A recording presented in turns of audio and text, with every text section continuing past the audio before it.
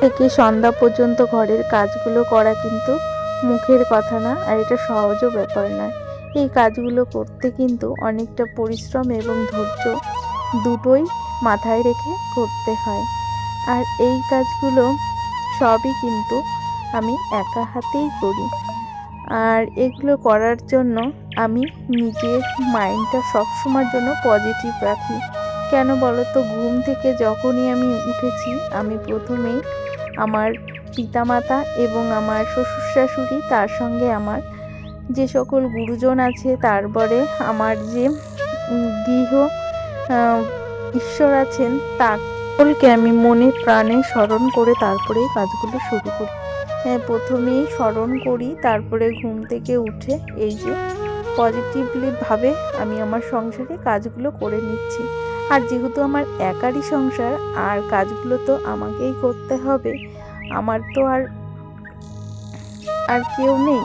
আর সবচেয়ে বড় কথা, যখন আমার ওই ছোট ছোট দুটো বাচ্চার কথা মনে পড়ে, তখন কিন্তু আমার সব নেগেটিভ ভাবনাগুলো আমার শরীর থেকে চলে যেয়ে আমার দেহে কিন্তু সব পজিটিভ ভাবনাগুলোই চলে আসে।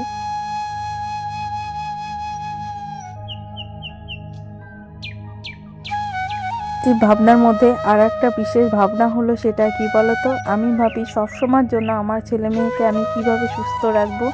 ওরা যদি সুস্থ থাকে তবেই কিন্তু আমি পজিটিভ থাকি। ক্লান্তিটা অনেকটা চলে যায়, আর আমার শরীরটাও অসুস্থ থাকলে ওদের কথা ভেবে আমি আবার পজিটিভলি কাজগুলো শুরু করি। আর ওরা ছাড়া তো আমার এই পৃথিবীতে আর কেউ নেই, ওদেরকে নিয়েই আমার যত আশা ভরসা। তার জন্য ওদের থেকেও আমি অনেক পজিটিভ এনার্জি পাই। শুভ সকাল আমার প্রিয় বন্ধুরা, তোমাদের সঙ্গে কথা বলতে বলতে দেখো আশিবাসি কাজগুলো সেরে নিচ্ছি। এখনও কিন্তু বাসি কাজ আমার সারা হয়নি, কেননা আজও আমার বাড়িতে যে কাজ করে সে আসেনি। আর সে না আসার তিথিতে ঘরের সমস্ত কাজগুলো একা হাতেই আমাকে করতে হচ্ছে। এখন একটু বেলা হয়েছে, ওই 7টার মতো বেজে গেছে। আর আজকে যেহেতু কর্তামশাই ডিউটিতে যাবেন না, ওই জন্য কর্তামশাই যেহেতু অফিসে যায়নি, তার জন্য ভাবলাম একেবারে ঘরের সমস্ত কাজ করে নিয়ে তারপরে স্নানটা করে নিয়েছি। আর সকালবেলা স্নান করতে ভীষণই ভালো লাগে আমার, কিন্তু সকালবেলা রান্নাবান্নার চাপটা একটু বেশি থাকে, তো ওই জন্য প্রতিদিন আর করা হয় না। যেদিন যেদিন বর্মশাইয়ের অফিস থাকে না, সেদিন আমি সকালবেলায় স্নান করে রান্নাবান্নাটা করার চেষ্টা করি। আর এই দেখো আজকে সকালবেলার ব্রেকফাস্টে করেছি লুচি, আর এই যে একটা ঘুগনি করেছি, এটা দিয়ে আজকে ব্রেকফাস্ট হবে। তারপরে দেখো বন্ধুরা, আবারও চলে আসলাম তোমাদের সঙ্গে ব্রেকফাস্ট করে। আরও অন্যান্য অনেক কাজ করেছি আমি, মামামকে খাইয়েছি। তারপরে আবার এই যে এটা হলো মাটন এনেছে, মাটনটাকে ধুয়েছি। তারপরে এই যে মাটন রান্না করতে গেলে তো মশলা করতে হবে, সেটাও কুটে বেছে নিয়েছি। তারপরে দেখো এই যে আমাদের কর্তামশাই আজকে মাটন রান্না করবে। যেহেতু তোমাদের বলা হয়নি এর আগের ভিডিওতে, আমার বাবা এসেছে আমাদের বাড়িতে, তাই দেখো শ্বশুরমশাইয়ের জন্য মটন নিয়ে আসছে তার জামাই। আর এই দেখো জামাই আজকে রান্না করবে। আর কি বলবো, তোমাদের দাদাভাই রান্না করতে ভীষণই পছন্দ করে, আর আজকে রান্নাটা স্পেশালভাবে করছে। তাই দেখো এই যে দই দিয়ে মাটনটাকে ভালো করে মাখিয়ে নিয়েছে। প্রথমে লবণ হলুদ মাখিয়েছে খাসির মাংসতে, তারপরে দেখো এই যে দই দিয়ে, তারপরে আবার কাঁচা তেল দিয়ে সুন্দর করে মাখিয়ে নিচ্ছে। আর এটা মেরিনেট করে রাখবে প্রায় 1 ঘন্টা মতো, মাংসটা যাতে তুলতুলে হয়। আর আজকে তোমাদের এই রেসিপিটা শেয়ার করব। তারপরে দেখো বন্ধুরা, আমি চলে এসেছি, এই যে মশলাটা করে নিচ্ছি, যেগুলো কোটা হয়ে গেছে সমস্তটা মশলাটা বেটে নিলাম। তো মিক্সিটাও রেখে দিলাম, এর মধ্যে মামামকেও স্নান করিয়ে নিয়েছি। এখন ওই যে 12টা মতো বাজে, 12টার একটু বেশি। আর এখানে কাগজগুলো ছিল না, ভালো লাগছিল না, তাই ওখান থেকে সরিয়ে তারপর ট্যাপেও জল ছিল না, জল দিয়ে নিলাম। তারপর দেখো এই যে বন্ধুরা, তোমাদেরকে দেখালাম মশলাটা তো করে নিয়েছি।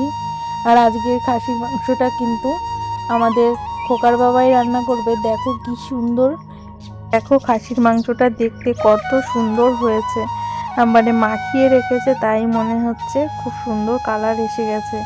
আর তারপরে দেখো এই যে চই ঝালটা কেটে নিয়েছি, সেটাও তোমাদের দেখালাম। আজকে খাসির মাংসটা কিন্তু চই ঝাল দিয়ে রান্না হবে। তোমরা কে কে চই ঝাল খাও একটু কমেন্ট করো তো মাংসের সঙ্গে। আমাদের বাড়িতে কিন্তু প্রত্যেকেই আমরা ভালো খাই, চই ঝালটা আমরা খুবই পছন্দ করি।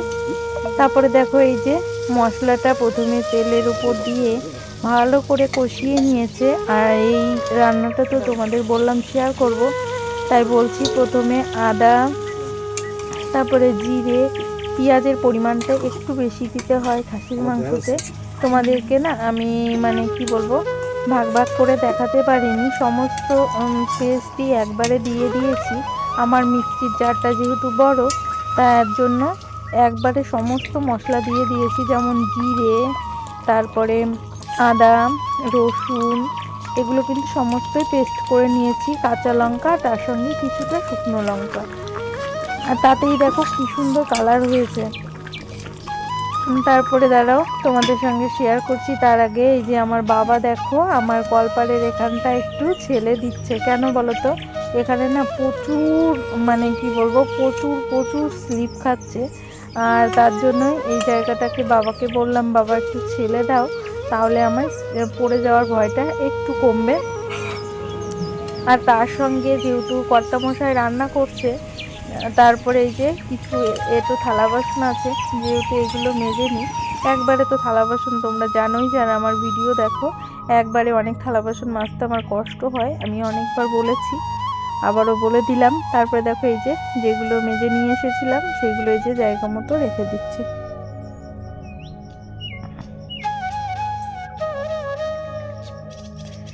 তারপরে দেখো এই যে বাবাও কিছুটা ফল এনেছিল, তার সঙ্গে তোমাদের দাদা ভাইও কিছুটা ফল এনেছে, অনেকগুলো ফল হয়ে গেছে। আর মাম্মামকে তো প্রতিদিনই বেদানা কেটে দিই, আজও দুটো কেটে দেবো, দুই ভাই বোন খাবে। তার সঙ্গে এই যে মৌসুমি লেবুও নিলাম, আর কমলা লেবুটা আমার কর্তামশাইকে দিলাম খেতে। আর তোমাদের তো বলতে বলতে আমি অন্য কাজ দেখিয়ে নিলাম। আর এদিকে দেখো ঘরেও আমি চলে এসেছি। আর কর্তামশাই তো মশলাটাকে সুন্দর করে কষিয়ে নিয়ে তারপরে এই ধরো মাটনটাকে দিয়েছে, মানে খাসির মাংসটা দিয়েছে। আর খাসির মাংসটা না যত বেশি জাল হবে তত বেশি সফটই হয়। আর সফট হলে কিন্তু খেতে প্রত্যেকেরই ভালো লাগে, নরম তুলতুলে না হলে কিন্তু খাসির মাংস আমার কাছে একটুও ভালো লাগে না। তারপর দেখো এই খাসির মাংসটা না হলেও প্রায় আধা ঘন্টার উপরে কষিয়েছে কর্তামশাই। তারপরে দেখো এই যে জল দিয়ে দিল, আর অনেকটা জল দিয়েছে, জল দেওয়ার পরেও না অনেকটা জাল খাবে। তারপর ওদিকে মাটনটাকে তো ঢেকে দিয়েছে। তারপর ভাবলাম এই যে রসটা করেছি সেটা তোমাদেরকে দেখালাম। এই দেখো দুটো বেদানার এইটুকু রস হয়েছে, আর তার সঙ্গে যে এটাও মৌসুমি লেবু। আর তারপরে দেখো এই যে ফুটছে, আবারও তোমাদের দেখাচ্ছি, খুব সুন্দর একটা কালার হয়েছে। আর স্মেলটা এত মানে সুন্দর বেরোচ্ছিল, মানে কি বলবো, অসাধারণ।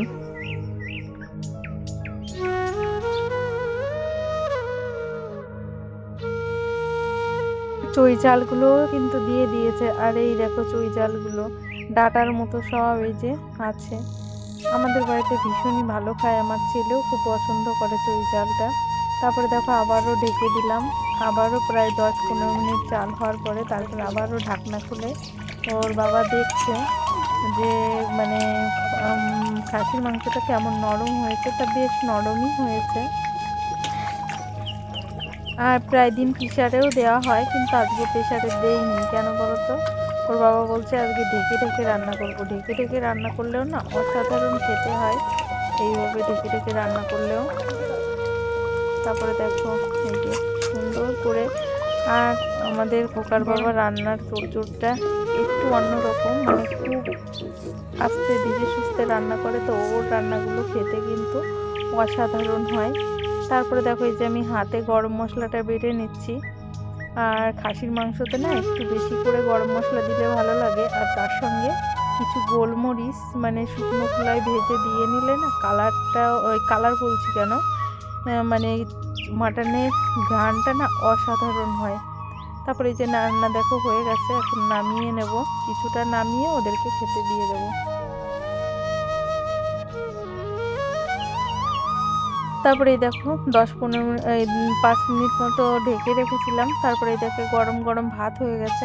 আজকে না আর কিছু রান্না করিনি। আর এদিকে দেখো আগে মাম্মাম উঠে গেছে ঘুম থেকে, ওই 2-2:30 মতো বেজে গেছে।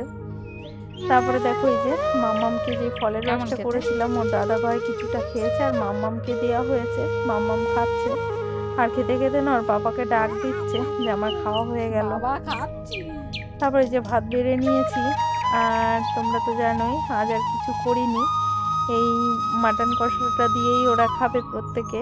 বলেছিলাম কিছু সবজি রান্না করি, কিন্তু ছেলেও বলছে মা রান্না করতে হবে না, আজ থাক। আর ওর বাবাও বলছিল রান্না করতে হবে না।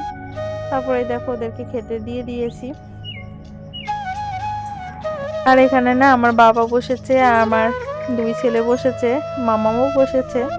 মাম্মাম যেহেতু রস খেয়েছে, মাম্মামকে একটু পরে খাওয়াবো।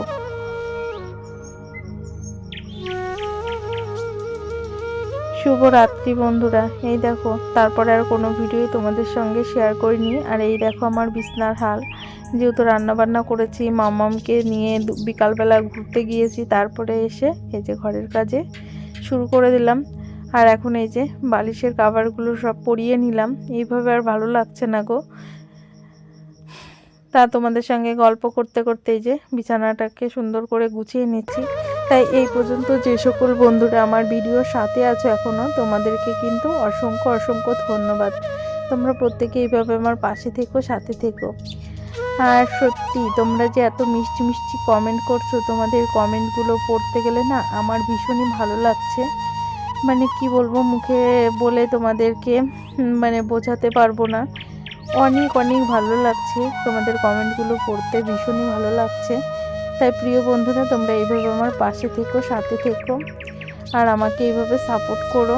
জানি না কবে কি হবে, তবে তোমাদের কমেন্টের জন্যই কিন্তু আমি ভিডিও করার এনার্জিটা অনেকটা তোমাদের থেকেই পেয়েছি। তাই দেখো রাত এখন প্রায় 7:30 মতো বেজে গেছে। আবার রাতে রান্নাবান্না করতে বলতে একটু রুটি করতে হবে। তাই প্রিয় বন্ধুরা তোমরা প্রত্যেকেই ভালো থেকো, সুস্থ থেকো, প্রত্যেককে টাটা বাই বাই। দেখা হবে আবার নেক্সট কোনো ভিডিওতে। টাটা।